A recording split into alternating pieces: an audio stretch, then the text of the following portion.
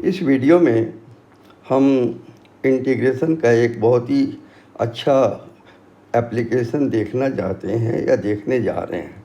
वो है to find the area under a graph. मान लीजिए हमारे पास एक कर्व है y=fx ये, और हमसे पूछा जा रहा है कि इस ग्राफ और x एक्सिस के नीचे ये जो एरिया दिख रहा है ये कितना है।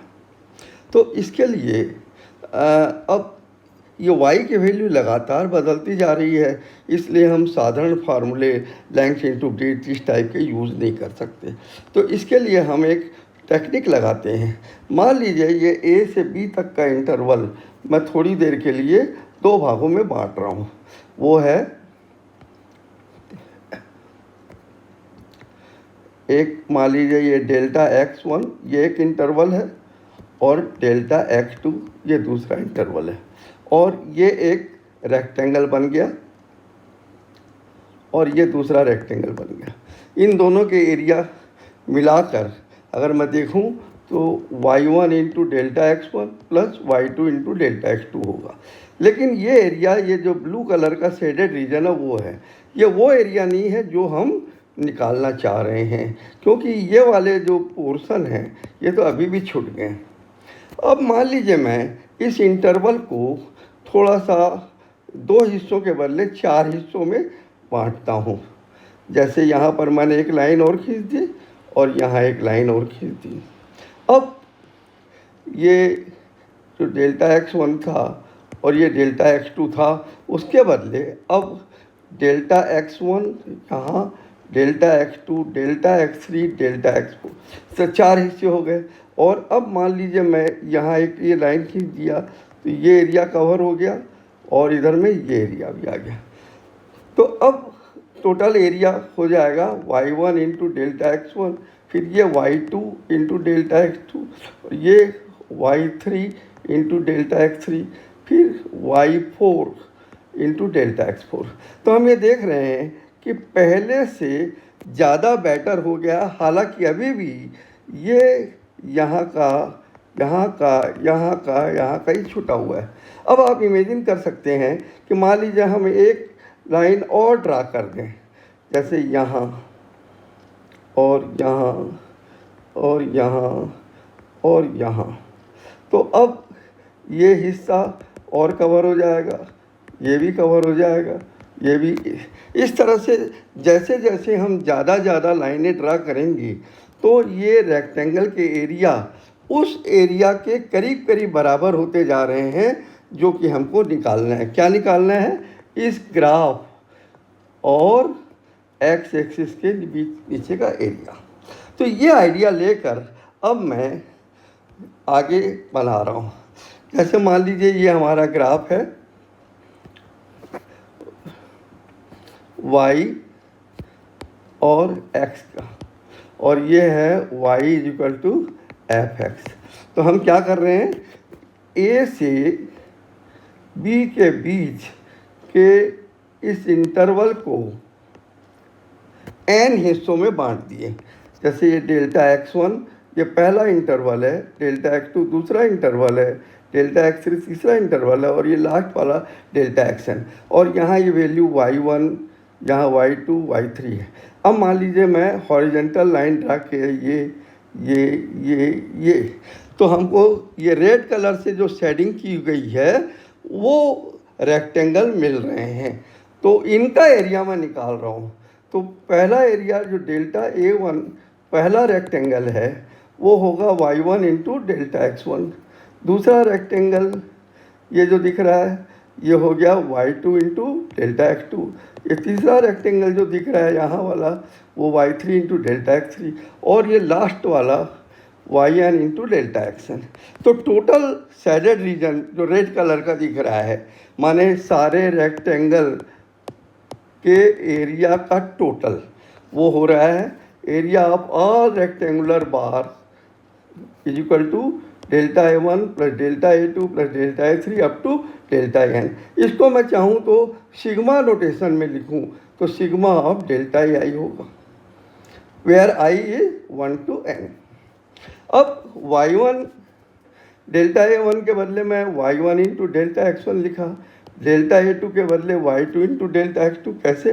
जैसे ये y2 इंटू डेल्टा x2 और इस तरह से ये रेक्टेंगल का एरिया आ गया। फिर y3 इंटू डेल्टा x3, इस रेक्टेंगल का एरिया आ गया। ऐसा सबको टोटल किए तो टोटल करने पर ये जो आ रहा है इसको मैं सिग्मा नोटेशन में sigma of y i delta x i लिख दिया, where i is 1 to n। Okay, तो अब जैसा मैंने अभी थोड़ी देर पहले समझाया कि अगर हम ज़्यादा लाइनें ड्रा करते जाएंगे तो ये जो ऊपर के एरिया हैं, ये जो ग्रीन शेडेड रीजन है, वो धीरे धीरे श्रिंक होते जाएंगे, छोटे होते जाएंगे। और अगर मैं n को टेंडिंग टू इन्फिनिटी कर दूँ, इसका मतलब हमने इतनी लाइनें पास ड्रा कर दी कि वो बहुत ज़्यादा होती जा रही है नंबर में, माने large number of lines are drawn. तो n जैसी टेंडिंग टू इन्फिनिटी होगा तो एक एक इंटरवल ये जो आपको दिख रहा है ये छोटा होते जाएगा, जिसको मैथमेटिक्स की लैंग्वेज में कहेंगे delta x i tending to 0। अब याद रखिए डेल्टा A1 में डेल्टा x1 है, डेल्टा A2 में डेल्टा x2 है। जब ये स्मॉल होगा तो ये अपने आप स्मॉल होगा, ये स्मॉल होगा तो ये भी स्मॉल होगा। इसलिए जब ये delta x i tending to 0 हुआ तो डेल्टा AI अपने आप टेंडिंग टू 0 होगा। अब यहाँ पर देखिए हम लोगों ने पहले पढ़ा था कि delta Y upon delta X becomes dy by dx कब? जब डेल्टा x टेंडिंग टू 0। इसका मतलब टेंडिंग टू 0 होने की स्थिति में डेल्टा के बदले d लिख दिया जाता है। और इसीलिए अब मैं वही चीज़ यहाँ पर भी यूज़ कर रहा हूँ। जैसे यहाँ पर ये डेल्टा एक्स आई या डेल्टा ए आई ये टेंडिंग टू 0 हैं, तो इसको अब डेल्टा के बदले मैंने d लिख दिया। ओके, अब हमको मालूम है कि इंटीग्रल ऑफ डी एक्स होता है, तो इसी तरह से इंटीग्रल ऑफ डी ए होना चाहिए।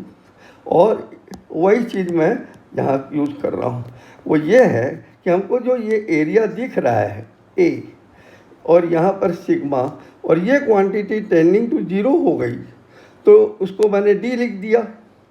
तो सिग्मा के बदले अब मुझे इंटीग्रल लगाना चाहिए, तो इसलिए जब delta x i tending to 0 हो, delta a i tending to 0 हो और एन टेंडिंग टू इन्फिनिटी हो, then sigma converts into integral.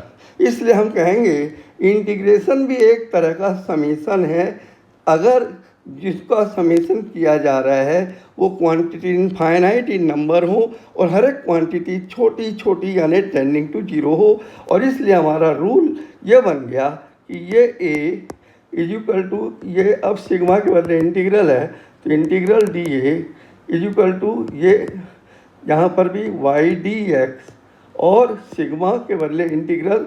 और अब हम काउंटिंग नहीं कर रहे हैं क्योंकि इनफाइनाइट नंबर की क्वांटिटी जब n इनफाइनाइट हो रहा है तो उसको काउंट नहीं कर सकते। उसके बदले हम लिमिट लिख देते हैं कि x कहाँ से कहाँ तक बदला, a से लेकर b तक, और वो यहाँ लिख दिया गया।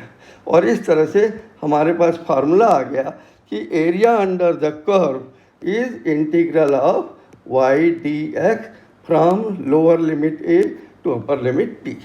अब ये तो सिर्फ समझाने के लिए था कि कैसे इंटीग्रेशन समेशन की लिमिट है, ये समझाने के लिए था। लेकिन फिजिक्स में ऐसी प्रैक्टिस में नहीं होता।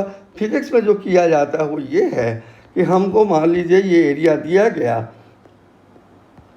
y और x का ये ग्राफ दिया गया और हमसे ये पूछा जा रहा है कि ये ग्राफ और x एक्सिस के बीच का ये एरिया बताओ।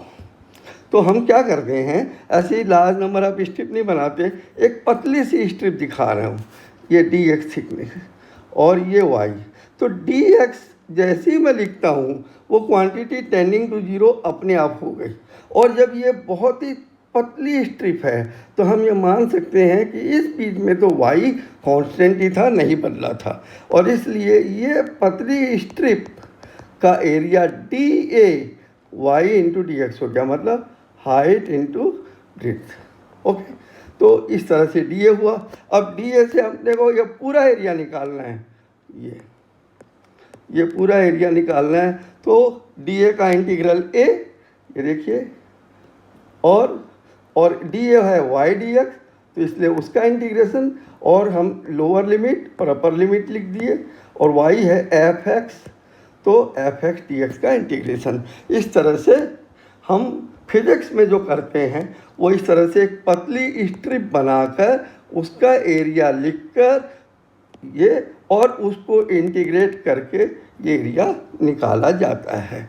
ओके, तो इस तरह से हमें ग्राफ और एक्स एक्सिस के बीच का एरिया निकालने की टेक्निक डेफिनेट इंटीग्रल के रूप में मिली, और यही हमको फिजिक्स में बहुत बार यूज़ करना पड़ेगा।